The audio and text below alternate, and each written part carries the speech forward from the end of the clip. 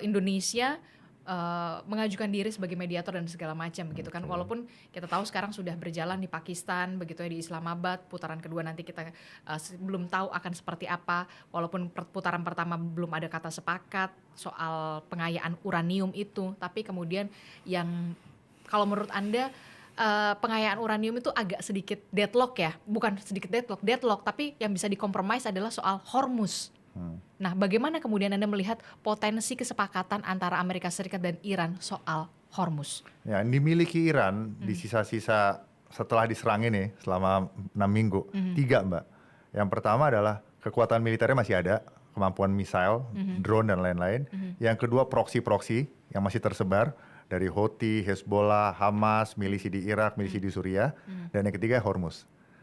Gitu loh. Nah, Hormuz ini aja sekarang dibicarain, paling nggak itu kan. Nah, tapi saya mau mengajak Mbak Desi untuk melihat dulu gambaran besarnya nih, bahwa superpower manapun Mbak, manapun, Persian juga dulu begitu di masa lalu gitu, zaman Cyrus the Great. Dan jika pun nanti Cina jadi superpower, akan begini cara pikirnya, offensive realist. Offensive realist itu melihat bahwa adanya kenaikan kekuatan di negara lain, ya, walaupun itu jauh dan kenaikannya itu baru sedikit, itu harus langsung direspon oleh si superpower ini. Dan itu sebuah ancaman. Karena berpikirnya pakai logika superpower dan Oke. great power. Kalau middle power nggak kayak gitu. Middle power kalau masih jauh Ya, ya santai nggak apa-apa. aja. Toh kita juga sama-sama middle power, kan ada yang lebih besar nanti. Gitu loh. Nah, karena cara pikirnya superpower itu beda sama kita. Kalau kita berpikirnya tuh middle power, ini kita mau membalancing kalau ada kekuatan dengan ikut ya, atau balancing lah gitu, atau kita mau bandwagon ikut yang besar, atau kita mau hedging. Nah, kalau superpower itu dia harus berpikir saya ini menjadi patronnya. Itu poinnya tuh. Oke. Iya kan? Jadi pemimpin gitu loh. Nah, pemimpin itu dia dapat juga tidak dalam waktu 1 tahun, 2 tahun, 5 tahun, 10 tahun gitu. Akhirnya sudah berpuluh-puluh tahun, akhirnya dia dikenal sebagai superpower yang, katakanlah superpower yang benin, yang baik, atau yang tidak benin gitu loh. Iya kan? Nah, ini harus dijaga tuh. Kalau negara yang punya superpower, dan sayangnya tidak ada superpower yang abadi. Semuanya runtuh. Iya. Nah, oke. Ya. Nah, itu poin satu. Nah, poin kedua, regional security complex Timur Tengah dalam hal ini ya, itu merupakan suatu lingkup geografis di planet bumi ini yang mempunyai interaksi kuat, baik secara historis, teologis, politik, sosial, ekonomi, yang dimana akhirnya terjadi yang namanya interaksi balance of power satu sama lain, pengalaman perang satu sama lain, pengalaman kerjasama satu sama lain, pengalaman exchange of identity satu sama lain gitu, sehingga apa yang terjadi di negara satu akan berimplikasi ke negara lain. Dan nama superpower Mbak Desi itu selalu punya footprints di setiap regional security complex, baik Asia Tenggara, Asia Selatan, Northeast Asia, Oceania, ya, Middle East gitu. Nah, cuman bedanya regional security complex Middle East ini paling tua, ada Yerusalem di situ, kota suci untuk umat ya, untuk Judaism, Kristen dan juga Islam, gitu kan, peradaban yang sangat tua, dan kalau terjadi apa-apa di situ, impactnya global. Iya. Itu poinnya. Iya. Nah, jadi superpower manapun dari dulu tuh Mbak, dari Assyrian kuno, Mesir kuno, Babylonian kuno, Persian kuno zaman Cyrus the Great, Greek Alexander Agung, Roman Empire, Abbasid Khalifat, Rashidin, Umayyad, Abbasid, Mongol Empire, Ottoman Empire, British Empire, semuanya punya footprint Mbak di Yerusalem. gitu loh. Dan tidak mau disaingin. Gitu, tidak mau disayangin. Makanya Amerika sekarang tidak bisa kompromi Mbak soal satu ya, soal satu.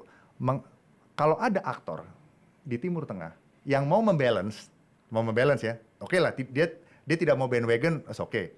Dia mau jadi hedging aja, oke. Nah, ini membalance juga oke, tapi membalance dan konfrontasi Iran versi tahun 79. Tidak akan diizinkan militernya kuat. Tidak akan diizinkan punya nuklir. Tidak akan diizinkan punya proksi. Karena proksi itu adalah bagian integral dari eksistensi rejim 79, bagian dari forward presence defense sistemnya Iran, doktrin pertahanannya Iran, itu nggak akan boleh gitu loh. Pasti akan dibendung, itu satu. Nah, yang kedua, superpower pasti mau punya akses ke seluruh choke points, Mbak. Choke points itu total ada 9 tuh.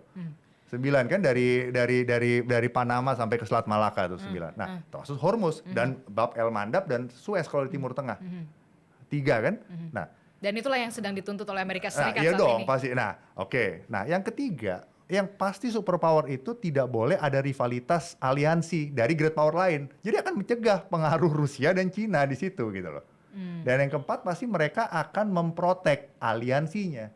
Israel, negara Arab Sunni, apalagi sekarang di bawah Abraham Accord, negara Arab Sunni sudah mendekat ke Israel dan Amerika. Makanya sudah ada 4 negara Islam yang membuka hubungan diplomatik dengan Israel. Contohnya Uni Emirat Arab, Maroko, Sudan, dan juga Bahrain. Nah, ini buat Iran ancaman gitu loh.